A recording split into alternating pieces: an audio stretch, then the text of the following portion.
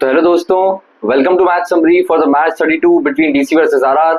आई hope आप लोग ठीक होंगे और हम बात करेंगे मैच के बारे में अच्छे से एक्सटेंसिवली, क्योंकि इस बार हो गया फर्स्ट सुपर ओवर इस टूर्नामेंट का इस मैच में, और इस वजह से इस मैच में काफी सारी इंटरेस्टिंग कहानियां हो गई हैं। अब अगर आप इस मैच में फिर से जाते हैं तो यहाँ पे आप बात करोगे सबसे पहले कि कैसे लास्ट में स्टार्क ने यॉर्कर्स को नेल किया है, कैसे लास्ट में संदीप शर्मा ने कोशिश की कटर्स डालने की, क्या वो बनती थी कि नहीं बनती थी, क्या आर्चर को बोलिंग करना था, या बहुत सारे क्वेश्चन जो इस मैच में बनते हैं। हम सब पे बात करेंगे, एक एक करके आएंगे हर एक चीज पे। तो बिल्कुल आप लोग बने रहिए वीडियो में एंड तक जाके। और साथ ही में जिन लोगों ने सब्सक्राइब नहीं किया, आपसे रिक्वेस्ट है कि आप प्लीज सब्सक्राइब कर लें चैनल को। और ऐसी मैच समरी हो या प्री मैच, पोस्ट मैच और मिड मैच वीडियोस हो, लाइव हो, वो आपको मिलते रहेंगे हमेशा। तो प्लीज आप सब्सक्राइब कर लें चैनल को इस वजह से। फिर से आते हैं मैच पे, शुरुआत देखते हैं टॉस किसने जीता है। तो टॉस सबसे पहले जीता राजस्थान रॉयल्स ने। दे ऑप्टेड टू बोल फर्स्ट। और यहाँ पे बोल क्यों करना था उनको, सिंपली उनको चेस करने का मन था।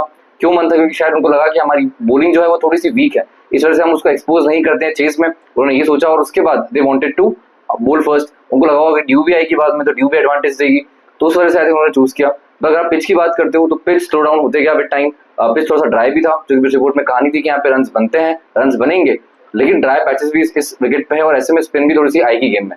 तो वो एक चीज होनी थी इस पिच पे, और आपको दिखा कि पिच स्लो रहा भी, लेकिन ड्यू आ गई एंड में जाके। अगर आपने देखा हो जब अक्षर पटेल बैटिंग करने आए थे फर्स्ट इनिंग्स में डीसी के लिए, वहीं पर ड्यू आने लग गई थी। तो वहीं से देखा था कि ड्यू यहाँ पे रहेगी और पूरे मैच में रहेगी, दिखा भी लास्ट में जाके। और उसके बावजूद भी स्टार इस तरीके से यॉर्कर्स को नील किया लास्ट में, और साथ में उसको टेरिंग भी किया है, यॉर्कर्स को रिवर्स भी कराया है एंड में जाके कि बॉल अंदर भी आई है। अब ऋतिक राणा का अगर यॉर्कर देखते हो तो बॉल ऐसे लहराते हुए अंदर आई है, वो बॉल रिवर्स हुई है, और रिवर्स होती है सिर्फ ड्राई बॉल से। तो वेट बॉल से कैसे रिवर्स करा गई ये डीसी की टीम, कैसे स्टार्क ने रिवर्स करा दिया, वो भी अपने आप में बहुत बड़ी कहानी बनती है। क्योंकि इतना आर्ट, इतना टैलेंट आप पोजेस कर रहे हो तो बहुत बड़ी बात बनती है। और सिंपली बैक टू बेसिक्स रहे। अगर आप देखते हो स्टार्क चाहते रहो ट्राई करते बाउंसर, ट्राई करते स्लोअर कटर्स, लेकिन सिंपली उन्होंने सोचा कि बैक टू बेसिक्स, जो मैं सबसे अच्छा करता हूँ मैं वही करूंगा। यॉर्कर्स पे गए और नेल किया, 6 में से 5 यॉर्कर्स को नेल किया। और एडमायर जो कि सिर्फ फिनिशर बन के आरआर में खेलते हैं, उनके पास कोई जवाब नहीं था उन सब बॉलों का, ना जो जुरेल के पास कोई जवाब बनता है। तो वो सब चीज जो स्टार्ट करके गए, बताया कि क्यों one of the best bowlers in the world है। और क्योंकि कुछ बुमराह आ गए, कुछ दूसरे आ गए, कुछ कमिंस आ गए, इस वजह से लोग मुझे भूल गए, लेकिन मैं भी one of the best bowlers in the world हूँ। और दिखाया अपने उस ओल्ड बॉल के आर्ट से दिखाया। सिर्फ एक बार नहीं दिखाया, फिर सुपर ओवर हुआ उसमें भी दिखाया कि कैसे भाई तुम रिलाय करो मेरे ऊपर। तो Starc one of the great bowlers in the world currently दिखाया कि कैसे रिवर्स कर गया बॉल को। बहुत मजा आया टेलिंग करते हुए यॉर्कर्स यार, मतलब ब्यूटीफुल बॉल्स। और अगर आप देखिए 2019 में बेन स्टोक्स को आउट किया था स्टार्क ने, आप देख सकते हो कि आप भी एक बार जाकर देख सकते हो कैसे उनको आउट किया था। बॉल यॉर्कर थी जो अंदर आती है बेन स्टोक्स को, और एलबीडब्ल्यू बोल्ड हो जाते हैं उस बॉल पे, सॉरी उस पर बोल्ड होता है, और बैट फेंकते बेन स्टोक्स तो चले जाते हैं उस मैच में। तो वर्सेस ऑस्ट्रेलिया मैच की वो कहानी थी उस टाइम पे। तो सिमिलर चीज आज देखिए स्टार्क से, मजा आया मैच में बहुत सारा इसी वजह से भी। अब बात करते हैं फर्स्ट इनिंग्स में डीसी ने क्या किया है। सबसे पहले आप देखते हो फर्स्ट इनिंग्स में डीसी बना दी 188 run for 5 wickets in 20 overs. इसमें बहुत सारी कहानी होती है मैच में। अगर आप शुरुआत से देखते हो, दिक फ्रेजर मैकगर्क आते हैं to open the innings with Abhishek पुरी लगेन। फाफ डू प्लेसिस इंजर्ड थे तो मैच में नहीं रहते हैं।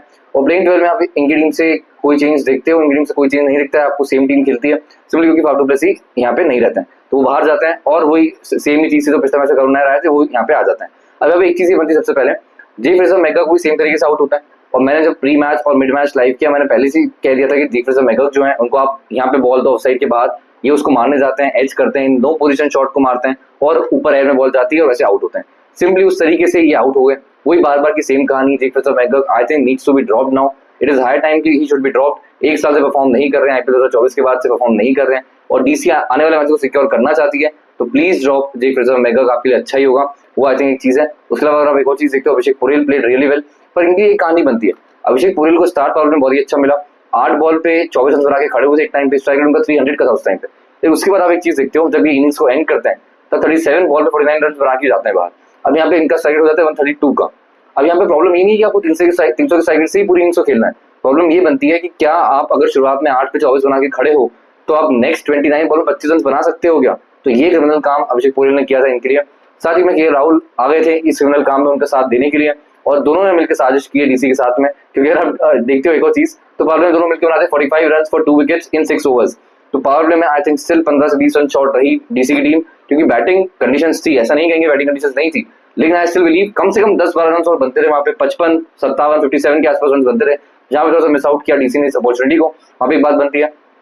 अब दोनों की मिला के आप एक और चीज के बारे में बात करोगे, दोनों ने मिलकर जो पार्टनरशिप की है, 63 रन की पार्टनरशिप होती है 57 बॉल पे। क्या टी20 गेम में आप 63 रन की पार्टनरशिप 57 बॉल्स में कर पाते हो, कर सकते हो? क्या ये चीज सही है आपके हिसाब से? आप लोग खुद मुझे कमेंट सेक्शन में बताना। और दोनों ने मिलकर वो चीज की थी। राहुल ने 38 रन बनाए, 32 बॉल्स, स्ट्राइक रेट उनका बनता है 118 का। तो यहाँ पे becomes a big challenge for DC कि इन दोनों जिस तरीके से बीच में चोक किया, जिस तरीके से इन्होंने 3 ओवर से लेकर 13 ओवर तक 10 ओवर में 63 रन बनाए थे सर, वहां पे it becomes a big problem. तो वो चीज दिखाई दी आपको इस मैच में। लेकिन डीसी क्योंकि अच्छी टीम है, डीसी क्वालिटी रखती है, तो उसके बाद ये इस चीज से भी उभर गए और अच्छा करके दिखाया। तो ये चीज बनती है इस मैच में। उसके बाद सब ज्यादा बैटिंग 34 रन बनाते हैं 18 बॉल पे, और सब बताते हैं कि भाई क्यों मैं one of the world's best stroke makers हूं अभी। और जिस तरीके से यार बॉल के नीचे आते हैं, जिस तरीके से बॉल को स्ट्राइक करते हैं, लास्ट विनिंग शॉट छक्का जो मारा है वो इन्होंने मारा है, और बॉल पे पता था कि ये स्लोअर कटर आने वाली है, और कितना अच्छा स्ट्रॉन्ग बेस इनका दिखता है कि स्ट्रॉन्ग बेस बना के खड़े रहे और बॉल को जिस तरीके से क्लियर किया, it was phenomenal to watch. वही चीज सबकी बनती है। उसके बाद आप देखिए अक्षर पटेल आते हैं बैटिंग करने, 34 रन बनाते हैं 14 बॉल्स पे, और अक्षर पटेल ने ही मोमेंटम को चेंज किया डीसी के लिए। और ना इस मैच में डीसी का कोई जगह ही नहीं होती। अक्षर पटेल ने जो 14 बॉल 34 रन बनाए हैं, 242 के स्ट्राइक रेट से रन बनाए अक्षर पटेल ने, और वहीं से मैच बदला है, वहीं से मैच में कुछ मिला है डीसी को, कमबैक करने का मौका मिला है, वरना शायद डीसी इस मैच में कहीं नहीं आपको दिखाई देती। तो अक्षर पटेल की तारीफ बनती है। लास्ट में आशुतोष शर्मा ने 15 रन बनाए 11 बॉल पे, और ये भी एक कहानी होती है। तो ये फर्स्ट इनिंग्स की कहानी बनती है। अगर आप बॉलिंग की बात करते हो तो बॉलिंग में हम आते हैं, देखते हैं जोफ्रा आर्चर ने 4 ओवर 32 रन दिए, 2 विकेट्स लिए, अच्छे रहे बॉलिंग में। उसके बाद तुषार देशपांडे 3 ओवर 38 रन। हमने प्लेइंग 12 की बात राजस्थान के बारे में ये नहीं की कि देशपांडे फिर से देशपांडे क्यों? देशपांडे हर मैच में आपके लिए क्या कर रहे हैं? बस रन देते हैं। रन ही आपको देना है, आप दूसरे बॉलर को लाओ ना अंदर। भाई देशपांडे क्यों हर मैच में बस रन देने के लिए आप खिलाओगे देशपांडे को? और क्या आपकी टीम में मेरिट सिस्टम नहीं चलता है कि मेरिट पे अगर कोई इंसान अच्छा कर रहा है तो उसको मेरिट पे आप अंदर लाओगे, और अगर कोई बुरा कर रहा है उसको बाहर लेके जाओगे? क्या ये चीज बहुत बेसिक नहीं है? पर ये बेसिक राजस्थान के लिए नहीं है। राजस्थान के लिए ये चीज बहुत अनकॉमन है, ये उनके लिए कॉमन सेंस का पार्ट नहीं है। तो एक चीज बनती है। तो यहाँ पे आप देखते हो सबसे पहले तुषार देशपांडे इस मैच को खेल रहे होते हैं, आकाश मडवाल जिनका बस एक ही स्पेशलिटी बनती है कि डेथ बॉलिंग अच्छी करते हैं, मिडिल ओवर्स में अच्छी बॉलिंग करते हैं, स्किड करते हैं बॉल को। देशपांडे बॉल को स्विंग कराते हैं शुरुआत में, लेकिन स्विंग कराने के लिए ऑलरेडी आर्चर है, संदीप शर्मा वो काम कर सकते हैं। उसके बाद तीक्ष्णा भी न्यू बॉल से बॉलिंग करते हैं, तो अब मडवाल को ले गया, आप रन को रोको, लेकिन मडवाल इस मैच में नहीं दिखाई दे रहे हैं। अब देशपांडे शायद 14 मैचेस खत्म करेंगे, उसके बाद राजस्थान चेंज करेगा, और फिर सोचेगा यार अब तो सीजन खत्म हो गया, सॉरी मडवाल आपको नहीं खिला पाएंगे हम। तो ये भी चीज हो सकती है। तो यार राजस्थान अपनी गलतियां करते जा रहे हैं। इस मैच में 3 ओवर 38 रन दिए देशपांडे ने, फर्स्ट 0 विकेट्स, जो कि कोई नई बात तो है नहीं, और रन्स वो तो नई बात है ही नहीं। इकोनॉमी बनती है 12.7 की। तो Deshpande keep on doing this. Sandeep Sharma 4 over 33 run देते हैं, और one of the best bowlers होते हैं इनके लिए, सिंपली यार कटर्स अपनी गेम में लेके आते हैं, और ऐसे पिचेस पे यहाँ पे थोड़ी बहुत भी ड्राइनेस है सरफेस पे, ये वहां पे अपनी छाप छोड़ के ही जाते हैं। तो वो चीज रहती है संदीप शर्मा के साथ में। 4 ओवर 6 रन डाले, 40 रन दी, विकेट लिया। तीक्ष्णा भी थोड़ा सा महंगे साबित हुए, और दोनों श्रीलंकन डुओ जो है, अगर इनको ड्राई कंडीशंस मिलती है वहां पे भी कुछ अच्छा कर नहीं पाते हैं। तो this is a big question कि भाई ये कहाँ अच्छा करेंगे फिर? चहल अश्विन को निकाल के आप इन दोनों को लेके आए हो, ये दोनों क्या करते हैं उसके बाद? 4 ओवर 38 रन देते हैं, अश्रंगा 1 विकेट लेते हैं, और अश्रंगा भी अच्छी बॉलिंग करते हैं, लेकिन नो डाउट रन बहुत दे देते हैं। आप सेम तीक्ष्णा के साथ देखते हो, रन ये भी बहुत देते हैं। और तीक्ष्णा अगर यहाँ पे अपनी स्लो बॉल्स को यूज नहीं करने वाले, अगर बॉल को टर्न नहीं कराने वाले, तो इस तीक्ष्णा स्पिनर आप इस क्वेश्चन का आंसर करो मुझे, इसको कमेंट सेक्शन में बता दो मुझे। क्योंकि अगर तीक्ष्णा ऐसे अगर तेजी करने वाले हैं बॉलिंग, तो फिर यार आप मीडियम पेसर को खिला लो, रजत भाटिया हो गया ना, फिर वो क्या फर्क है रजत भाटिया और तीक्ष्णा में? फिर वो एक बात बनती है। तो चलो ठीक है यार, एक ओवर डाला, रियान पराग ने 6 रन दिए, और राजस्थान की कहानी रहती है। आई स्टिल बिलीव डीसी अपने आप में आई थिंक 15 रन शॉर्ट रही थी, 12-15 रन शॉर्ट थी, अगर आप देखते हो। और सिंपली यहाँ पे अगर आप एक चीज देखो ना, तो डीसी ने जो बीच में, जो मैंने आपकी बात की ना, 9 ओवर से लेके 3 ओवर से लेके 13 ओवर के बीच की जो कहानी थी, वहां पे उन्होंने 63 रन बनाए थे सर, और वहीं पे आई थिंक मैच थोड़ा सा पीछे हुआ है, और 15 रन जो कम बनाए डीसी ने, उनको भारी पड़ता अगर टीम सामने अच्छी होती तो। पर सामने उनकी राजस्थान रॉयल्स थी, तो उसमें कोई दिक्कत नहीं है। आप देखते हो राजस्थान रॉयल्स अपने आप में वो भी टीम ऐसी है कि वो भी हारना चाहती थी। तो अगर हम इसको समराइज करें ऐसे कि 2 टीम्स जो कि दोनों गलतियां करके हारना चाहती थी, दोनों में से एंड में वो टीम थी जो कि कम गलती करके गई, और वो टीम आप देखते हो वो जीत गई एंड में जाके। क्योंकि एंड में जाके भी आगाज आपको अच्छा करना था, अंजाम भी आपको अच्छा देना था। आगाज तो अच्छा हुआ राजस्थान का, पर आगाज के बाद अंजाम अच्छा दिया डीसी ने। तो फाइनली आप देखते हो आखिरी में गलतियां कम की डीसी ने, और सुपर ओवर में कम से कम अच्छा करके गए। हम आते सेकंड इनिंग्स से फिर से एक बार, लेकिन अगर आप एक चीज याद रखो, लास्ट बॉल जो फर्स्ट इनिंग्स की बनती है डीसी की, वहां पे स्टब्स की बॉल पे स्टब्स का कैच छूटता है तीक्ष्णा के हाथ से, वहां पे 1 रन बनाती है डीसी की टीम। तो ये सब छोटी छोटी चीजें एंड में जाके क्या कर सकती हैं, ये आपको उस टाइम पे उस कॉन्टेक्स्ट में समझ में नहीं आता है, लेकिन जब आप बाहर जाके देखते हो, मैच के बाद देखते हो, आपको समझ में आता है भाई बहुत सारी चीजें थी जो कि अलग चली गई। यहाँ पे एक और चीज होती है ना कि जब जुरेल भी, जब सेकंड लास्ट बॉल होती है मैच की, वहां पे वो भी 1 रन लेते हैं, वहां पे 2 रन पूरे बनते थे, लेकिन जुरेल नहीं भागे। आपके पास शुभम दुबे बाहर बैठे हुए, आपके पास हसरंगा बाहर बैठे हुए थे, आपके पास आर्चर बाहर बैठे हुए थे, क्या वो आकर वहां पे उस टाइम पे स्ट्राइक नहीं कर सकते थे बॉल को? क्या उस टाइम पे अगर हेटमायर वहां पहुंचते तो यहाँ पे आता तो आपको वैसे ही रहता, हेटमायर ऑलरेडी आधे पिच तक आ चुके थे। तो ये सब चीज जो क्रिकेटिंग आप कभी कभी सेंस को आप बहुत कॉमन मानते हो, कभी कभी अनकॉमन हो जाता है। और यहाँ पे राजस्थान ने 2 ऐसी बात बताई, 2 चीज बताई, जहाँ पे उन्होंने 2 रन को बचाना या फिर 1 रन ऐड करना बैटिंग में, या 1 रन बचाना फील्डिंग में, अगर हम उसको ऐसे कहें, तो शायद उस मौके को छोड़ दिया। यहाँ पे भी थोड़ा सा मिस आउट किया डीसी ने। फिर आते सेकंड इनिंग्स में राजस्थान रॉयल्स की बैटिंग के बारे में बात करते हैं, 188 रन बनाते हैं ये भी, 4 विकेट के नुकसान पे इक्वल रन बनते हैं, क्योंकि तभी तो सुपर ओवर हुआ ना, वो एक चीज बनती है। तो यहाँ पे स्कोर होते हैं टाइट। और यहाँ पे एक कहानी क्या बनती है, डीसी ने पावर प्ले बनाया 45 रन फॉर 2 विकेट्स, ठीक है। इन्होंने पावर प्ले बनाया 61 रन। संजू सैमसन 5.2 ओवर्स के बाद रिटायर्ड होकर चले गए, क्योंकि उनको रिस्ट में कुछ प्रॉब्लम हुई, क्योंकि सीरियस लगी इन नेचर उनको, तो वो चले गए बाहर। 61 रन तो उनके 5.2 ओवर्स में ही थे। अब इसके बाद आपको कितने रन चाहिए थे, इसके बाद आपको 127 रन चाहिए थे, कितनी बॉल में आपको देते 14.4 ओवर्स में आपको 126 रन और चाहिए थे, 127 रन आपको और चाहिए थे। आपसे वो भी नहीं बने यार, आपसे वो भी नहीं बने, मतलब आप देखते हो आपसे वो भी नहीं बन पाया वहां से। आपको पावर में इतना अच्छा स्टार्ट मिला, हर मैच में ये टीम कंजर्वेटिव क्रिकेट खेलती है, पावर प्ले में इन्होंने रन नहीं बनाए, ठीक है। इस बार इन्होंने अच्छे रन बनाए, हर मैच रन नहीं बना रहे थे, इस मैच में अच्छे रन बना दिए। अब वहां पे जब काम हो गया, आपने नंबर 3 पर रियान पराग को भेज दिया। अब बात बनती है रियान पराग को आपने नंबर 3 पे क्यों भेजा। रियान पराग जिस टाइप के बैट्समैन है, वो ज्यादा फील्ड मूव को नहीं करते हैं, he is more of a stroke player, he is more of a strike maker. जिस तरीके से वो स्ट्राइक करते हैं बॉल को, तो वो नंबर 4 या 5 के प्लेयर बनते हैं। पिछला पूरा सीजन उन्होंने खेला है, नंबर 4 पे अच्छा खेला है, आप नंबर 3 पे क्यों उतार देते हो। नीतीश राणा टीम में क्यों है, अगर कोई भी टीम को अच्छा करना है, उसको नंबर 1, नंबर 2, नंबर 3 तो स्टेबल रखना ही पड़ेगा। नंबर 4 से जरूर चेंज कर सकते हैं कि कभी आपके आखिरी के 4 ओवर्स बाकी, आपने फिनिशर को भेज दिया, नंबर 3 के साथ में आप मस्ती कर रहे होते हो। तो ये सब चीज जो होती है, आई थिंक ये बहुत सीरियसली इंपैक्ट करती है राजस्थान रॉयल्स को। नंबर 3 में रियान पराग आ जाते हैं, फिर से करते कुछ नहीं, 8 रन बनाते हैं 11 बॉल पे। अक्षर पटेल की बॉल जो थोड़ी सी उनको बाहर निकलती है, पड़ के ब्यूटीफुल बॉल थी वैसे वो, लेकिन कोई भी दूसरा बैट्समैन होता उसका पैर चलता, वो थोड़ा सा आगे पैर को निकालता, बॉल को खेल लेता। पर रियान पराग स्टक होते हैं अपनी क्रीज में, पैर नहीं चलता है, बैट की तरह अपने हाथ से बैट को मूव करते हैं और खेल रहे होते हैं, know field movement, nothing at all. और वहां पे आई थिंक राजस्थान रॉयल्स को थोड़ा सा मिस आउट किया कि नंबर 3 पे वी नीडेड नीतीश राणा। कोई बात नहीं, चले गए। यशस्वी जायसवाल की बात करते हैं, पावले में अच्छा खेल रहे थे, 23 भी खेल रहे थे, लेकिन उसके बाद 37 बॉल में 51 रन बनाते हैं और उसके बाद आउट हो जाते हैं कैच देते कुलदीप यादव की बॉल पे मिचेल स्टार्क को। और यहाँ पे एक और चीज सिंपली बनती है मेरे हिसाब से, जायसवाल आई थिंक यहाँ पे थोड़ा धीमा खेले, 37 का स्ट्राइक उनका बनता है। I think it was criminal, इस मैच में इट वाज क्रिमिनल, और यहीं पे आई थिंक थोड़ा सा मिस आउट करके गए अपॉर्चुनिटी को। वो यहाँ पे शायद मैच को फिनिश करते, लेकिन वहां पे थोड़ी सी गलती की उन्होंने। उसके बाद आप देखते हो संजू सैमसन 30 रन बना के वैसे ही चले गए थे, और 8 रन बनाए रियान पराग ने, नीतीश राणा ने बनाए 51 रन से 28 बॉल्स। ये रहे हैं मैच के स्ट्राइकर, मेरे हिसाब से सबसे अच्छे स्ट्राइकर मैच के यही रहते हैं। और दूसरी बात, अगर आप एक चीज देखते हो ना, पूरे मैच को बनाने में इनका ही हाथ था, इन्होंने ही पूरे मैच को बनाया, वरना शायद मैच कहीं पे बन ही नहीं पाता। अगर आप बात करते हो आरआर की, तो ये मैच में ढूंढते रहते कि हमको कौन जिताएगा, इन्होंने मैच में नीतीश राणा ने नींव रख दी। लेकिन ब्यूटीफुल बॉल जो स्टार्क की अंदर आती है, एकदम जो ऐसे टेल इन होती है, यॉर्कर रिवर्स होती है बॉल, और इनको यॉर्कर जूते पे पड़ती है बॉल, एलबीडब्ल्यू होते हैं, और उसके बाद ही बाहर चले जाते हैं। काफी ब्यूटीफुल बॉल स्टार्क की थी, आई थिंक वो अनप्लेएबल सी टाइप की बॉल थी, क्योंकि किसी भी ऑर्डिनरी बैट्समैन के लिए खेलना आसान नहीं था। तो ये चीज बनती है उनके साथ में। 28 रन बनाए जुरेल ने 17 बॉल पे, और 15 रन बनाए 9 बॉल पे हेटमायर ने। और दोनों के पास ही, स्टार्क के पास लास्ट ओवर में जो क्वेश्चन उनके थे उसका आंसर करने का कोई क्वालिटी इनके पास में नहीं थी। और आप देखते हो लास्ट ओवर में 9 रन चाहिए थे 6 बॉल में स्टार्क ने दिए 8 रन, और जिस तरीके से दोनों को परेशान किया, कोई बाउंड्री कंसीड नहीं की, जिस तरीके से बॉल को रिवर्स कराया, तो I think even the best of the best दुनिया में जो है, वो भी शायद उसको उतने आसानी से नहीं खेल पाते। तो जुरेल और हेटमायर बिल्कुल possibly they are the best, वो बात तो है, वो है ही नहीं the best in the world. और वहां पे वो देखते हो आपकी परेशान करते हैं स्टार्क उनको।